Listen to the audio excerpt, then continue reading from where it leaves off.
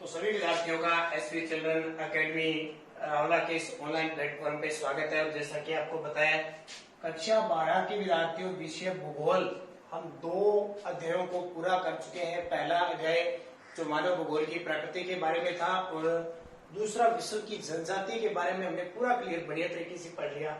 आज हम तीसरे अध्याय पे पहुंच चुके हैं, बहुत ही इंपॉर्टेंट, और इसमें बात की गई जनसंख्या वितरण घनत्व और वृद्धि। और किससे रिलेटेड ध्यान रखना, हमारी जो ये भूगोल की किताब है, शुरुआत के जो कुछ अध्याय है वो विश्व की भूगोल है, फिर हम भारत की भूगोल पढ़ेंगे और उसके बाद में राजस्थान की भूगोल। तो ये बात जनसंख्या है, तो भारत विश्व की जनसंख्या है। बात आती है जनसंख्या का मतलब क्या हुआ। सीधी सी बात है, जन लोगों और संख्या, जो मनुष्य है, मानव जाति है, उसकी संख्या का अध्ययन किया जाता है क्षेत्र विशेष पर, वो जनसंख्या होती है। जनसंख्या का वितरण का मतलब क्या हुआ। जनसंख्या वितरण का मतलब ये हुआ कि जो जनसंख्या है, जो लोग है, उनका फैलाव कितना है। क्योंकि आपको पता है इस पृथ्वी पर मैदान भी है, पठार भी है, पहाड़ियां भी है, नदियां भी है, द्वीप भी है, ठीक है, अलग अलग है। मैदान है, वहां सबसे ज्यादा जनसंख्या रहती है। मान लो मैं एक नक्शा बना देता हूं, ठीक है, नक्शा बना दिया मैंने किसी भी टाइप का, ये बना दिया, कोई भी है, जैसे मान लो वर्ल्ड का बना दिया, ये इतना मान लो आप मैदान है, ये हो गया मैदान, ये हो गया पठार, ये हो गया द्वीप, और ये आपका क्षेत्र हो गया पहाड़ी क्षेत्र, और ये जैसे नदियों वाला हो गया या कोई और भी हो गया। देखो आप विश्व की जनसंख्या का वितरण देखो किस प्रकार है। क्षेत्र विशेष पर फैलाव देखा जाता है कितना। सबसे ज्यादा हमारे इस पृथ्वी पर सबसे ज्यादा मैदानों में जनसंख्या ज्यादा पाई जाती है, तो यहाँ सबसे ज्यादा जनसंख्या आपको मिलेगी, यानी एकदम पास पास में घनत्व मिलेगा। ऐसी जनता फैली, ऐसे फैली हुई है, ऐसे मैदानों में खूब सारी, ठीक है। मैदान क्यों? क्योंकि उपजाऊ कृषि भूमि होती है, अनाज पैदा होता है, खूब सारी सिंचाई होती है, वर्षा होती है। वर्षा तो पहाड़ियों पे भी होती है, लेकिन यहाँ पे उपजाऊ मैदान होते हैं, इस कारण यहाँ सबसे ज्यादा। अब आप मान लो आपको जहाँ अच्छा उपजाऊ क्षेत्र मिलेगा, खाने के लिए अनाज मिलेगा, वहां जाके आप रहोगे ना, तो मैदान। पठार है, मैदान से थोड़े से कम। मैदान जो उपजाऊ होते हैं, पठार किसको कहते हैं? जिनकी ऊंचाई 600 मीटर के आसपास होती है और इनकी आकृति टेबल नुमा होती है, वो पठार होते हैं। जैसे अफ्रीका में आगे पढ़ेंगे, हमारे भारत के अंदर जैसे महाराष्ट्र है, आंध्र प्रदेश है, यहाँ पे प्रायद्वीपीय पठार है। मान लो ये पठार है, तो यहाँ इससे कम जनसंख्या रहेगी, ऐसे दूर दूर जनसंख्या रहेगी। क्यों? क्योंकि वहां पे उपजाऊ मैदान नहीं है, उबड़ खाबड़ जगह है, तो अच्छे तरीके से कृषि नहीं होगी, अनाज पैदा नहीं होगा, इस कारण वहां भी क्या है, थोड़ी कम पाई जाएगी। तो जनसंख्या का वितरण परिवर्तन हुआ ना। अब पहाड़ी है, ऐसे पहाड़ी है ये, यहाँ क्या पहाड़ी पे ज्यादा लोग रहेंगे? अगर लोग रहेंगे तो भी थोड़े बहुत रहेंगे, क्योंकि सीढ़ीदार खेतियों पे ज्यादातर चाय वगैरह, कॉफी वगैरह की खेती होती है, लेकिन कुछ एक लोग ही यहाँ पे रहते हैं, तो जनसंख्या यहाँ क्या है, कम पाई जाती है। नदियों के किनारे भी लोग रहते हैं, नदियां होती है, नदियों के किनारे लोग रहते हैं, तो इतने नहीं रह पाते, क्योंकि उन्हें खतरा बहुत होता है। किस चीज का खतरा होता है?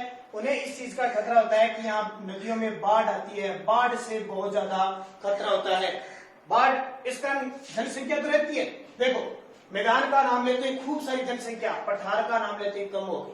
तीसरी पहाड़ियों का नाम लेते हैं, फिर और कम हो गई जनसंख्या, क्योंकि जहां अच्छी सुविधा मिलेगी ना, वहीं लोग रहेंगे कि नहीं रहेंगे। उसके अलावा नदियां आ गई, नदियों पे लोग रहते हैं जल के लिए, लेकिन कुछ बहुत कम मात्रा में। और द्वीप का मतलब होता है वह क्षेत्र जो चारों ओर से जल से घिरा होता है, वो द्वीप होता है। कौन सा? जैसे हम देखते हैं ना, लक्षद्वीप, अंडमान निकोबार द्वीप, वो सारे द्वीप है।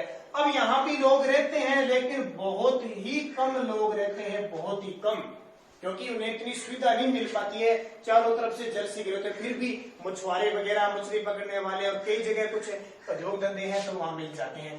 तो अलग अलग क्षेत्रों में जनसंख्या का वितरण अलग अलग पाया जाता है। कई जगह देखो थार के मरुस्थल होते हैं, थार का मरुस्थल है, कोई भी मरुस्थल आ गया, वहां जनसंख्या कम पाई जाती। जैसे हमारे मरुस्थल भी कई प्रकार के होते हैं, कहीं जनसंख्या कम है, कहीं ज्यादा है। ये हो गया आपका वितरण, ठीक है, जनसंख्या का वितरण हो गया।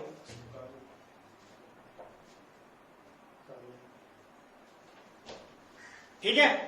अब आता है घनत्व। ये घनत्व क्या होता है? ये घनत्व क्या होता है? देखो वितरण तो हमने देख लिया, अलग अलग पृथ्वी पर अलग अलग जगह, कहीं तो जल है, कहीं भूमि है। तो भूमि पर जनसंख्या निवास करती है, जल पे निवास नहीं करती है। तो लगभग 20% भूमि पर 80% जनसंख्या रहती है, और 80% क्षेत्र ऐसा है जहां सिर्फ 20% जनसंख्या। तो वितरण में परिवर्तन आ गया ना, तो वो जनसंख्या का वितरण हो गया। घनत्व क्या होता है? घनत्व ये होता है, मैदान, पठार, पहाड़ियां, क्षेत्र सब औसतन आ जाता है, और प्रति वर्ग किलोमीटर में रहने वाले लोगों की संख्या को कहते हैं प्रति वर्ग किलोमीटर में। प्रति वर्ग किलोमीटर का मतलब क्या हो गया? प्रति वर्ग किलोमीटर में जो जनसंख्या रहती है उसे हम जनसंख्या घनत्व कहते हैं। मान लो ये है 1 किलोमीटर, ये 1 किलोमीटर, ये 1 किलोमीटर, 1 किलोमीटर, प्रति वर्ग किलोमीटर हो गया चारों तरफ से क्षेत्रफल, जिसमें हम कहते हैं प्रति वर्ग किलोमीटर। क्या यहाँ कितने लोग रह रहे हैं? यहाँ 200 रह रहे हैं, 300 रह रहे हैं, कितने भी, उसके आधार पर इसको क्या किया जाता है। ठीक है। जनसंख्या का अनुपात देखा जाता है कि ये क्षेत्रफल कितना है और जनसंख्या कितनी है। टोटल उस क्षेत्र की जनसंख्या कितनी है बटे उस क्षेत्र का क्षेत्रफल कितना है, इसमें भाग दिया जाता है, या क्षेत्रफल बटा जनसंख्या में भाग दो तो क्या आ जाएगा? घनत्व आ जाएगा। ठीक है। इस तरह इसको ज्ञात किया जाता है। तो जनसंख्या बटे क्षेत्रफल करोगे तो घनत्व आ जाएगा। जैसे हमारे राजस्थान का घनत्व 201 वर्ग किलोमीटर है, 200 वर्ग किलोमीटर है। इसका मतलब प्रति वर्ग किलोमीटर में 200 रह रहे। दिल्ली में जैसे आपको 11,000 कुछ मिल जाएगा। ठीक है। अब वृद्धि क्या होती है? एक तो ध्यान रखना, जनसंख्या हमेशा जो गणना की जाती है वो प्रति 10 वर्ष बाद की जाती है। प्रति 10 वर्ष बाद जनगणना होती है।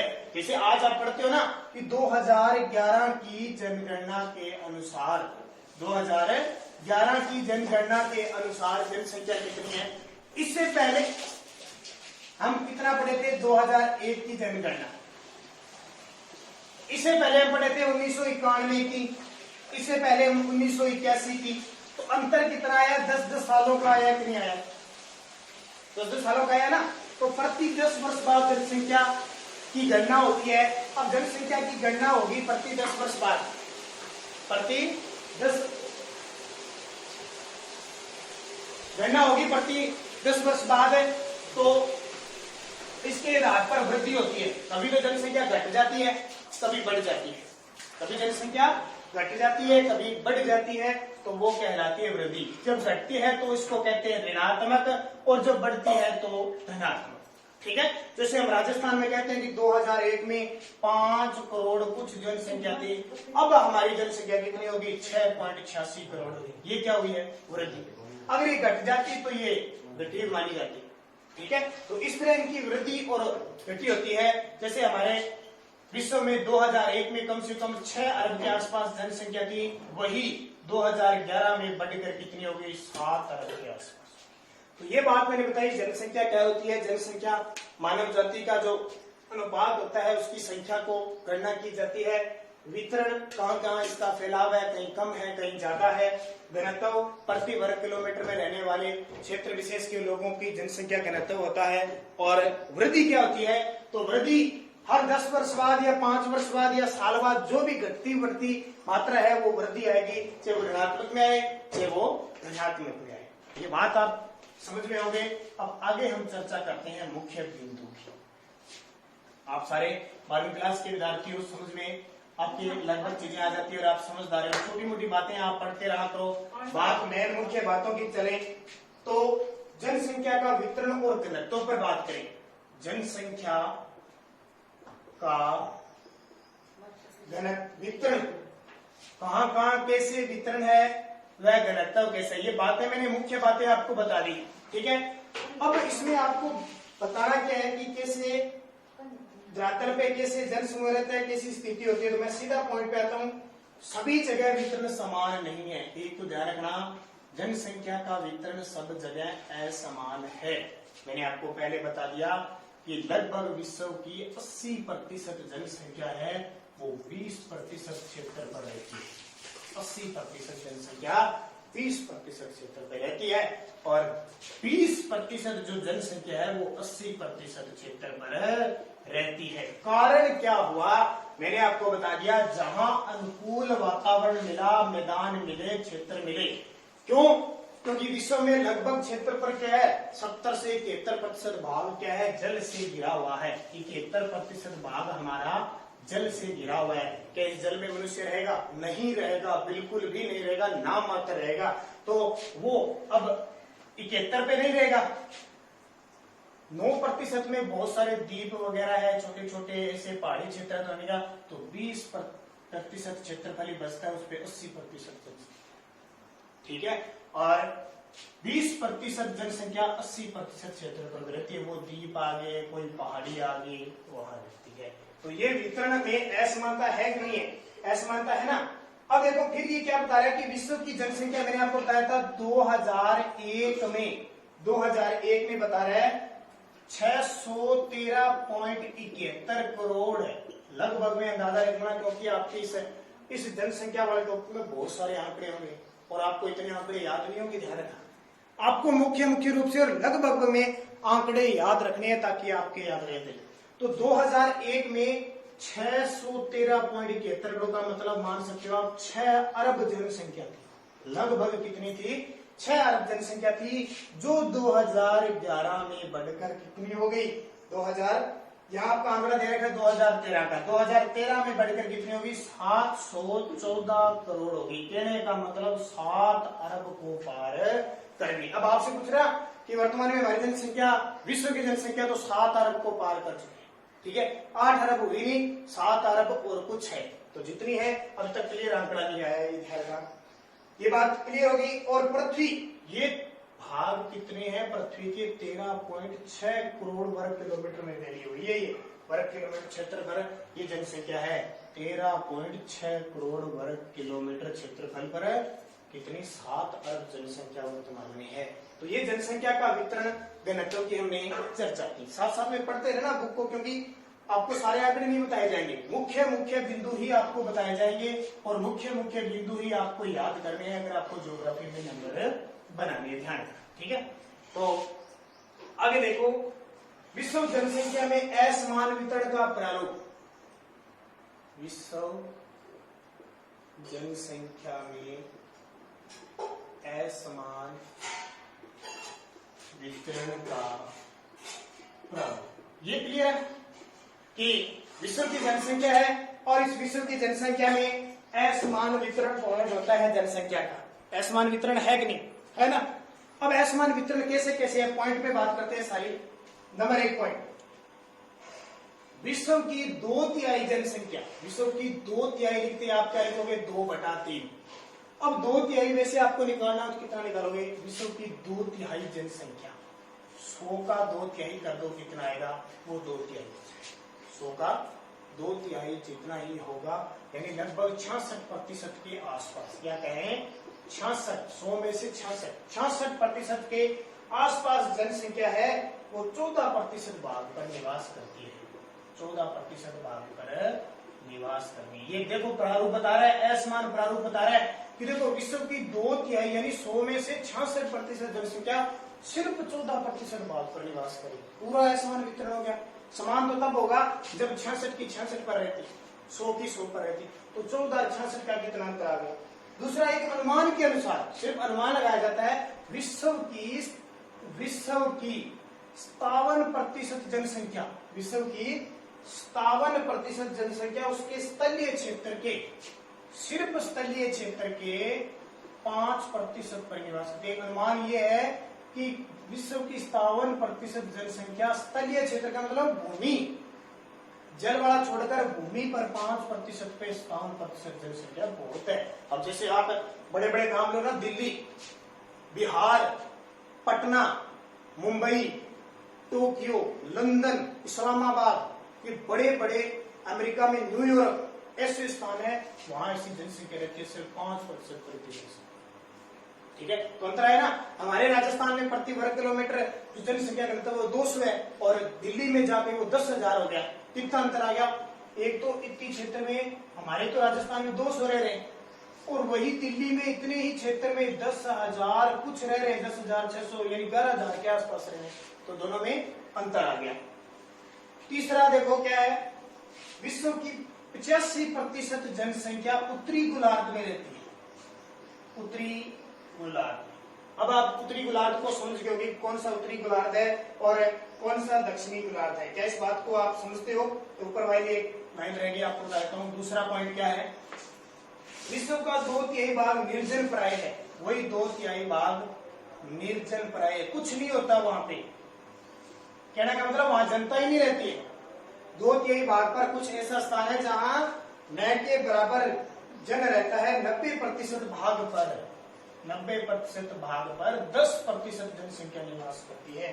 ठीक है, बहुत ऐसे क्षेत्र है 90% भाग, जैसे जलवाड़ा ले लो, उत्तरी गोलार्ध, दक्षिणी गोलार्ध, अंटार्कटिका, वहां जनसंख्या नहीं है। तो ऐसा क्षेत्र कौन 90% है जहां 10% की जनसंख्या निवास करती है।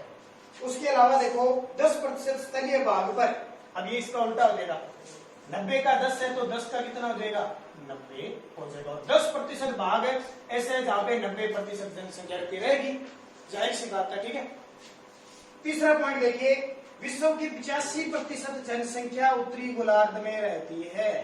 विश्व की 85% जनसंख्या उत्तरी गोलार्ध में निवास करती है, बाकी कितनी बच गई, 15% दक्षिणी गोलार्ध में करती है। अब ये क्या हुआ, समझते हो क्या आप? उत्तरी गोलार्ध और दक्षिणी गोलार्ध। बहुत सारे विद्यार्थी शायद बाद में जुड़े हैं तो उन्हें पता नहीं होगा, मैं बता देता हूं क्योंकि मैं पहले बता चुका हूं क्या चीजें हैं। देखिए, ये उत्तरी गोलार्ध और दक्षिणी गोलार्ध के बारे में थोड़ी सी चर्चा करें तो ये है हमारी पृथ्वी। ठीक है, ये हमारी पृथ्वी है और यहां से रेखा गुजरती है भूमध्य रेखा। कौन सी रेखा? भूमध्य रेखा। मैंने बताया था आपको जब जनजातियां मैंने करवाई थी। इसी के 23.5 डिग्री आपने नाम सुना होगा, कर्क रेखा गुजरती है। कौन सी? कर्क रेखा। और यहां से एक रेखा गुजरती है और लास्ट 90 डिग्री आ गया। ये तो है सारा, इस भूमध्य रेखा के ऊपर जितना भी है इसको कहते हैं उत्तरी गोलार्ध। उत्तर में है तो ये गोलार्ध कौन सा हो गया? उत्तरी गोलार्ध। ये है दक्षिण में। ठीक है, इसको छोटा बना देता हूँ, थोड़ा छोटा है दक्षिण भाग। यहां से 23.5 डिग्री मकर रेखा गुजरती है, मकर रेखा गुजरती। ठीक है, मकर रेखा गुजरती है और ये भूमध्य रेखा से नीचे वाला यहाँ 90 डिग्री आ गया। ये नीचे वाला क्या हो गया? आगे आगे मैं पूरे चित्र के माध्यम से आपको बताऊंगा, यहाँ थोड़ी सी डिटेल है। ये आ गया दक्षिणी गोलार्ध, दक्षिणी गोलार्ध आ गया सारा का सारा। भूमध्य रेखा के ऊपर उत्तरी गोलार्ध और भूमध्य रेखा के नीचे दक्षिणी गोलार्ध आ गया। ठीक है, अब क्या हुआ, ये इतना भाग आ गया दक्षिणी गोलार्ध और उत्तरी गोलार्ध। अब ये भाग ज्यादा है, ये कम है। ठीक है, यहाँ पे तो 85% जनसंख्या पाई जाती है और सिर्फ 15% ही पाई जाती है। क्यों?